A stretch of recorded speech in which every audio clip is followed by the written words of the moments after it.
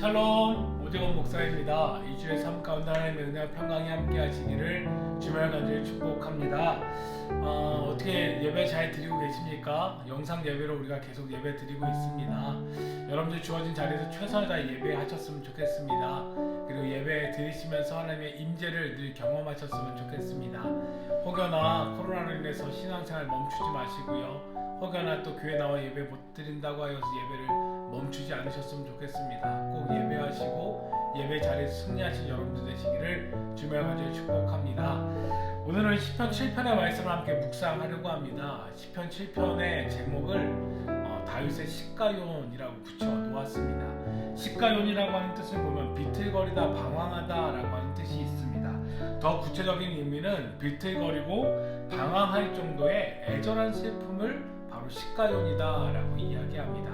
그래서 시편 7편 내용을 자세히 들여다보면은 거기서 시를 쓰고 있는 저자가 자신의 억울함에 대해서 하나님께 막 고백하고 있는 것을 볼 수 있습니다. 자신이 너무나도 억울하다라고 하나님께 고백하고 있고, 또한 자신을 억울하게 만드는 자신을 모함하는 자들을 하나님께서 그들의 악을 통하여 심판해달라라고 이야기하고 있습니다. 그래서 성경학자들이 이야기하기로는 아마도 시편 7편은 사울왕이 다윗을 죽이려고 할 때에 자신의 억울함을 하나님께 고백하면서 쓴 다윗의 시일 것이다 라고 이야기하고 있습니다.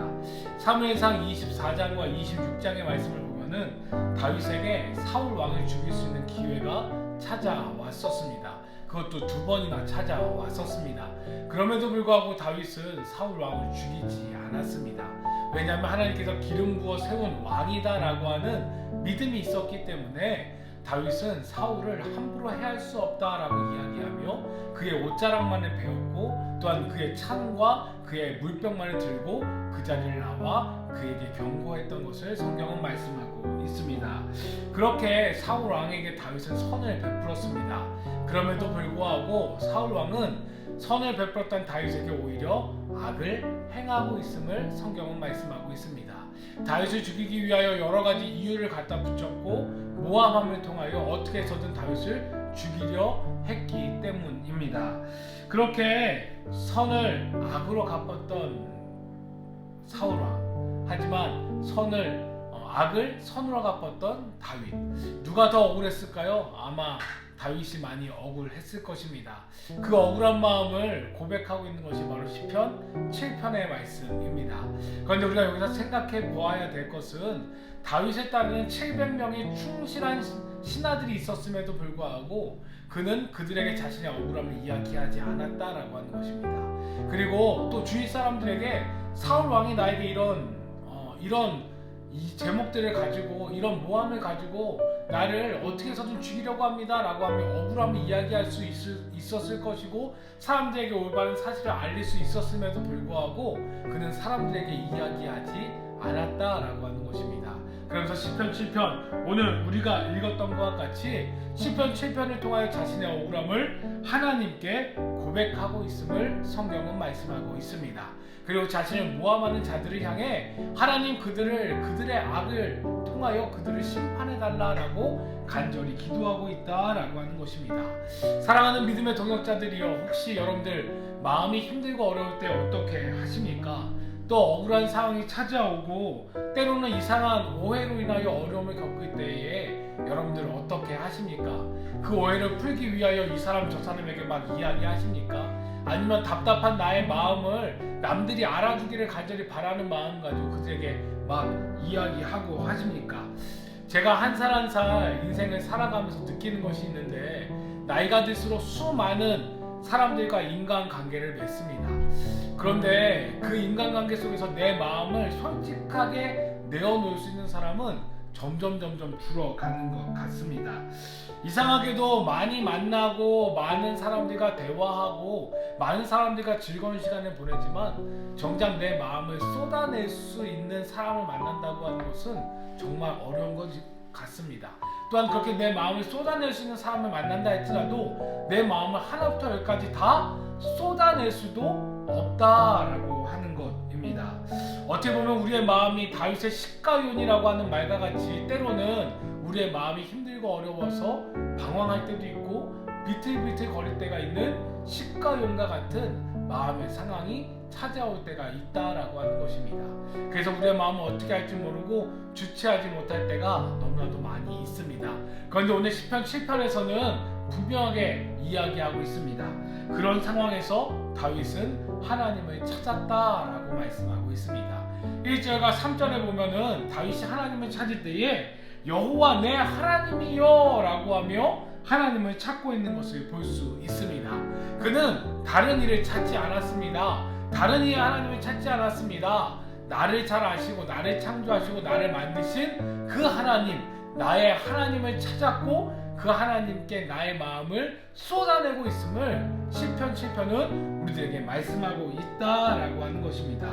사랑하는 믿음의 동역자들이여, 우리들의 마음을 만지시는 분, 우리들의 마음을 위로하시는 분은 오직 하나님 한 분뿐임을 기억하시기를 주님으로 간절히 축복합니다. 우리가 인생을 살아왔습니다. 인생을 살아오면서 많은 사람들이 우리의 마음을 쏟아냈었습니다. 어떠셨습니까? 마음이 시원하셨습니까? 시원하게 이야기했다 하더라도 집에 돌아가서 늘 후회했습니다. 아, 내가 괜히 얘기했어. 아, 괜히 저 사람한테 이야기했어. 그리고 그 다음에 만날 때는 아, 저 얘기로 인하여 나를 혹시 약점 잡지는 않을까? 트집 잡지 않을까? 라고 하는 걱정을 하기도 했습니다. 또한 남에게 내 마음을 쏟아낸다고 이야기하면서도 결국 내 마음을 제대로 쏟아내지 못할 때가 너무나도 많았다라고 하는 것입니다. 왜 그렇습니까? 바로 사람은 우리의 마음을 이해할 수 없고 우리의 마음을 어루만질 수 없기 때문이다 라고 하는 것입니다. 그런데 우리의 마음을 만지실 수 있는 분은 누구십니까? 바로 하나님이십니다. 나의 속상함, 나의 아픔, 나의 상처, 나의 억울함 모두를 만지시고 위로하시고 격려하실 수 있는 분은 오직 하나님 한 분뿐이다 라고 하는 것입니다. 그렇게 다윗은 다른 이에게 고백하고 있지 않습니다. 오직 하나님께만 자신의 억울함을 이야기하고 있음을 성경은 분명히 말씀하고 있습니다.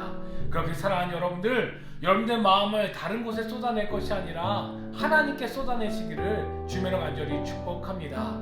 일주일의 삶을 살아가면서 때로는 어려운 일이 찾아올 수 있습니다. 때로는 신경질 나고 화난 일이 찾아올 수 있습니다. 때로는 내가 오해받고 모함받는 상황이 찾아올 수 있습니다.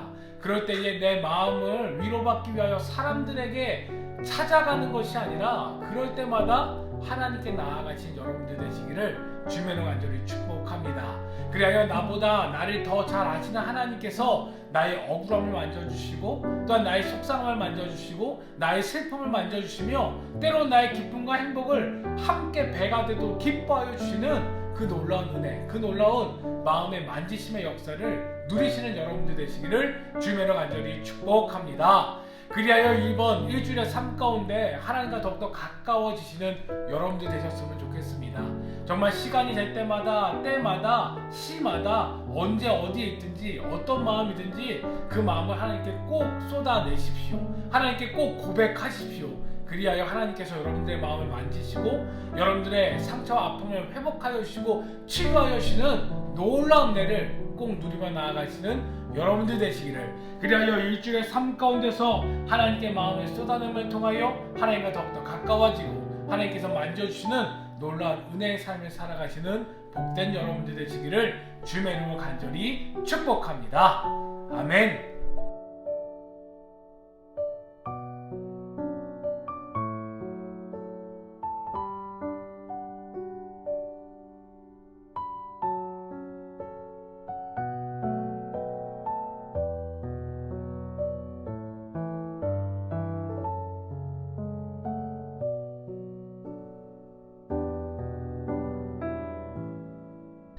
기도하겠습니다.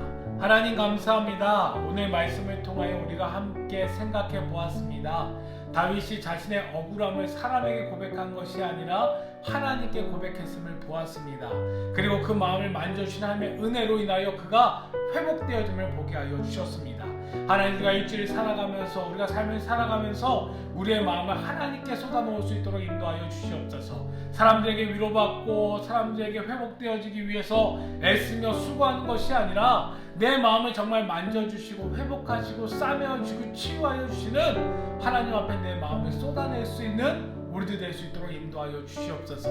그리하여 진정한 평화 가운데 살아가게 하여 주시고 하나님 주신 평안으로 인하여 그 모든 문제들이 해결되지 않는다 할지라도 하나님께서 반드시 이루어 주실 것이야, 해결하여 주실 것이야, 하나님께 내어 맡겼으니 하나님께 책임져 주실 것이야 라고 하는 그 믿음 가지고 오직 하나님 바라보며 하나님 의지하며 세상의 소리에 흔들리는 것이 아니라 하나님만을 붙들며 나아갈 수 있는 복된 주의 청년들 될 수 있도록 인도하여 주시옵소서.